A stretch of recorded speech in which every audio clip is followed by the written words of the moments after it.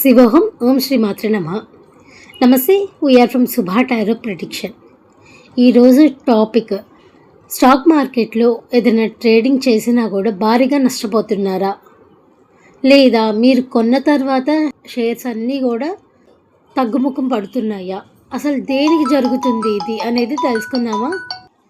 జ్యోతిష శాస్త్రం ప్రకారం కొన్ని నిర్దిష్ట తారీఖుల్లో తీసుకునే ఆర్థిక నిర్ణయాలు ఖచ్చితంగా నష్టాలని చవిచూస్తాయి. అందులో ఫస్ట్ పాయింట్, మీ జన్మజాతక చక్రంలో 12వ భావం లేదా 12వ భావంలో ఉన్న రాశి మీద చంద్రుడు ప్రవేశించిన రోజున ట్రేడింగ్ చేసినా లేదా ఏదైనా పెట్టుబడి పెట్టినా కూడా ఖచ్చితంగా నష్టపోతారు. సెకండ్ పాయింట్, మీ జన్మలగ్నం నుండి 12వ భావంపై చంద్రుడు గోచారం చేసినా కూడా ఆర్థిక నిర్ణయాలకి దూరంగా ఉండాలి. థర్డ్ పాయింట్, చాలా ఇంపార్టెంట్ అయిన పాయింట్, కాలపురుషుడి చక్రంలో 2వ మరియు 7వ ఇంటి అధిపతి అయిన శుక్రుడు మీ జాతకంలో శుక్ర భగవానుడు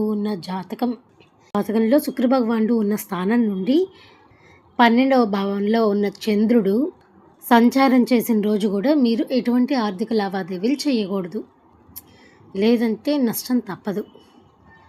ఫోర్త్ పాయింట్, మన జాతకంలో లాభాలు చూపించే 11వ ఇంటికి వ్యయ స్థానం, అంటే మీ జన్మజాతకంలోని 10వ భావంపై చంద్రుడు సంచారం చేసిన రోజు కూడా ఆర్థిక నష్టాలు వస్తాయి. ఎగ్జాంపుల్గా పోయిన నెల మార్చి 25వ తారీఖు 2026 సంవత్సరం చంద్రుడు మిథున రాశిలో సంచారం చేశాడు. ఆ సమయంలో కర్కాటక రాశి లేదా కర్కాటక లగ్నం వాళ్ళు జన్మజాతకంలో శుక్రుడు ఉన్నవారు, అలానే 10వ భావంపై చంద్రుడు గోచారం వల్ల కన్యా రాశి లేదా కన్యా లగ్నం వారు ఖచ్చితంగా నష్టాలను చవిచూసుంటారు. ఈ జ్యోతిష సూత్రం ఎంత పక్కాగా పనిచేస్తుందో మీరు చూశారు కదా. మరి ఆ రోజుల్లో మీరు స్టాక్ మార్కెట్లో ఏదైనా ఆర్థిక విషయాల్లో లాభపడ్డారా, నష్టపడ్డారా అనేది మీకే వదిలేస్తున్నాను. మరింత జ్యోతిష సమాచారం కోసం మన సుభా టారో ప్రెడిక్షన్ యూట్యూబ్ ఛానల్ని సబ్స్క్రైబ్ చేసుకోండి, అలానే మన వాట్సాప్ ఛానల్ని ఫాలో అవ్వండి. Thank you so much.